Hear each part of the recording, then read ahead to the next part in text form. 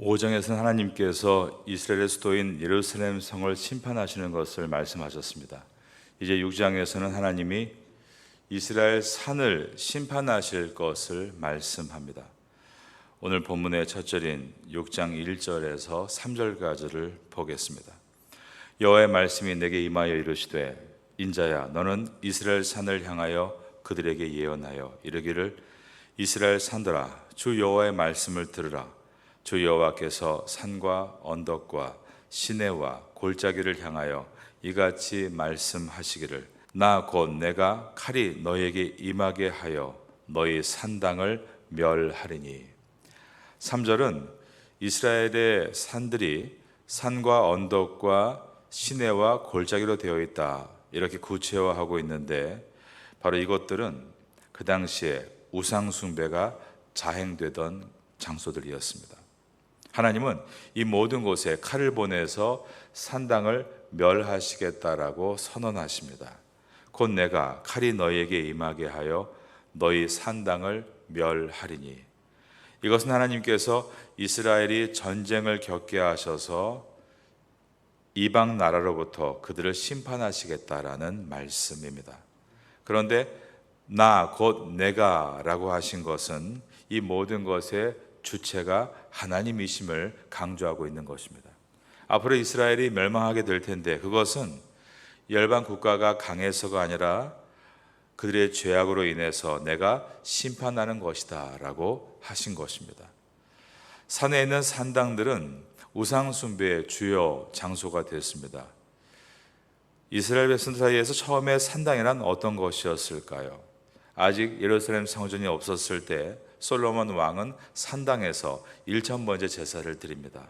이와 같이 처음에 산당은 하나님께 예배를 드렸던 장소였습니다. 그런데 솔로몬이 예루살렘 성전을 짓고 나서는 이제 모든 예배를 예루살렘 성전을 중심으로 이루어지게 됐고 산당은 그 기능을 상실하게 됩니다. 그런데 솔로몬 말년에 그가 여러 나라 공주들과 정략 결혼을 하게 되고 그 여인들이 자기 나라 신들을 가지고 들어오면서 있던 산당들이 다시 부활하게 되는데, 용도는 하나님을 예배하는 것이 아니라 우상을 섬기는 용도로 바뀐 것입니다. 우상 숭배의 결과가 어떻게 됐는가? 솔로몬이 죽은 다음에 하나님은 이스라엘을 심판하시며 그 나라를 둘로 쪼개지게 하셨습니다. 12지파 중에 10지파가 중심을 이루어서 북이스라엘 나라가 되고 나머지 2지파가 기존의 예루살렘 성을 중심으로 남유다 나라를 이어가게 됩니다. 그러나 북쪽 남쪽 할 것 없이 하나님께 온전한 예배를 드리기보다 우상을 섬기는 일에 열을 올렸고, 그러다가 북이스라엘은 주전 722년에 아수르에 의해서 멸망을 당했고, 남유다도 주전 605년에 점점 무너지기를 시작했는데, 지금 에스겔이 하나님 말씀을 듣고 있던 때는 그때로부터 13년이 지난 주전 592년이었습니다. 그리고 앞으로 이제 6년이 더 지나면 주전 586년에 하나님이 예언하신 대로 남유다도 완전히 멸망을 당하고 수도인 예루살렘 성은 무너지고 솔로몬이 세웠던 예루살렘 성전도 완전히 회파가 될 것이었습니다.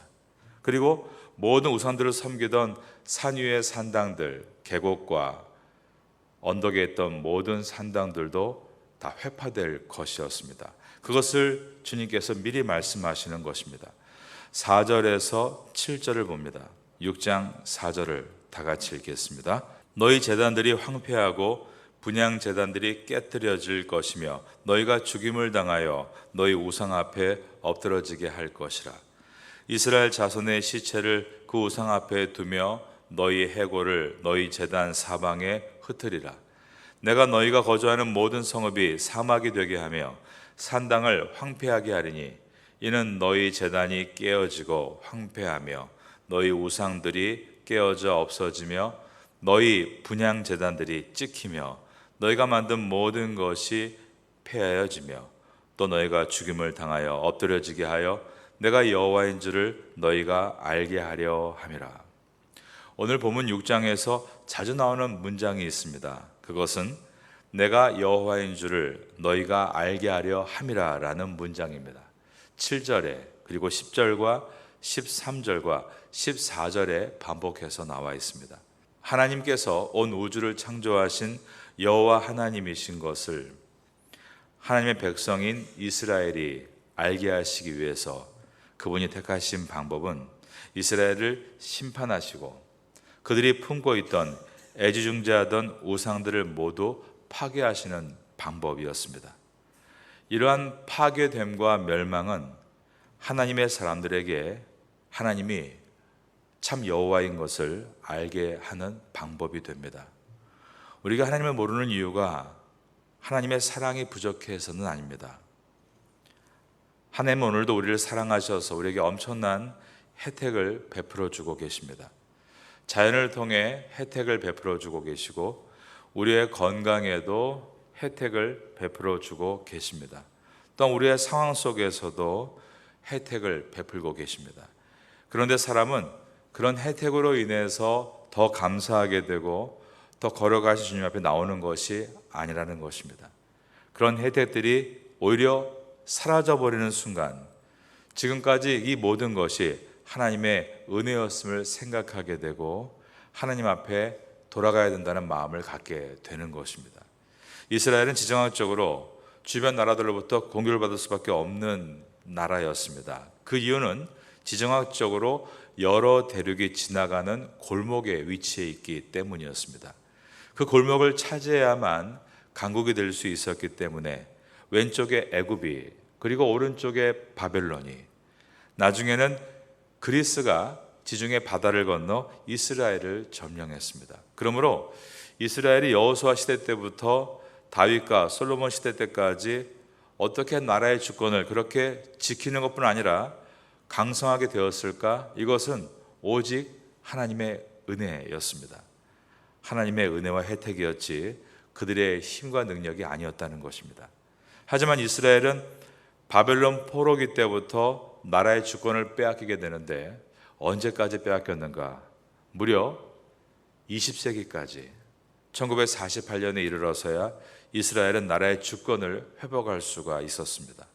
이스라엘은 바벨론이 망한 후에 고국으로 돌아와서 생활할 때 이전과 달라진 것이 있었는데 무엇인지 아십니까? 우상을 섬기는 것이 완전히 사회에서 사라졌습니다. 에스겔 선지자를 비롯해 많은 선지자들이 전한 예언서가 그들에게 교훈이 됐다는 것입니다. 그러기에 그들은 이스라엘 땅으로 돌아와서는 정말 우상의 우자도 꺼내지 않는 민족이 되었습니다. 그러므로 하나님께서 혜택을 거두시고 고난을 허락하신다면 그 이유는 너희가 여호와를 알게 하기 위해서이다 라는 오늘의 말씀을 우리가 기억해야 합니다. 그러나 에스겔 시대에 이 말씀을 주신 목적은 그러면 그들은 이 말씀대로 망했다가 일어나라고 주신 것은 결코 아니었습니다. 하나님의 예언서, 즉 앞으로 있을 일을 미리 하시는 이유는 미리 이 말씀을 듣고 회개함으로 회복의 기회를 얻으라고 주시는 말씀인 것입니다. 그 당시에 이 말씀을 듣고 깨어있는 사람들이 있었습니다. 대표적인 사람들은 그 당시에 다니엘과 세 친구들이었습니다. 하지만 그 외에도 이름 모를 많은 믿음의 사람들이 깨어서 살고 있었던 것입니다. 바로 그들을 통해 이스라엘은 예레미야가 예언한 대로 회복의 기회를 얻을 수 있었고 다시 부흥의 불씨를 일으킬 수가 있었습니다. 여러분은 이 어두운 시대에 그렇게 부흥의 불씨를 일으키는 성도로 하나님께서 부르셨다는 것을 기억하시기 바랍니다. 교회를 다니는 사람들 중에 예수님의 십자가를 오해하고 죄를 가볍게 여기는 이들이 분명히 있습니다. 죄가 더 큰 죄로 발전하기 전에 회개하고 고리를 끊으라고 이 십자가를 우리에게 보여주시는 것입니다. 우리는 우상 숭배와 같은 죄가 어떤 파괴적인 결과를 가져오는지를 성경을 통해 무수하게 듣고 있습니다. 그런데 여러분, 우리의 삶에도 얼마든지 이 우상이 존재하고 있다는 것을 인식하고 살아야 됩니다. 예수님의 시대 때는 아까 말씀드린 대로 눈에 보이는 우상은 전혀 없는 시대였습니다. 하지만 예수님은 이스라엘 백성 마음속에 있는 우상을 질타하셨습니다.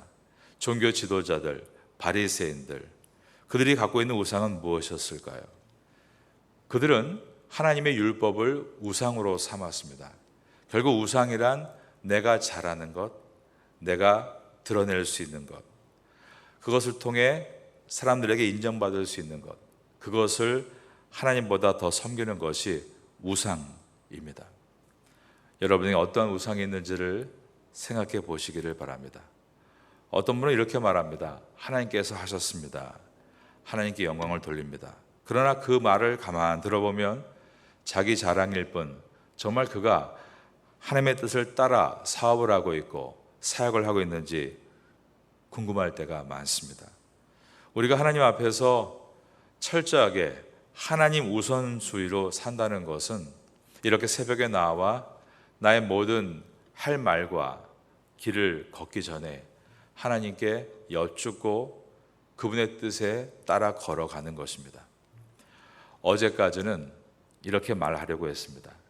하지만 새벽에 나와 기도하며 말씀을 듣고 주님께 물으니 그 말이 아니라 이렇게 말해야겠다라고 다짐을 하게 되는 것입니다.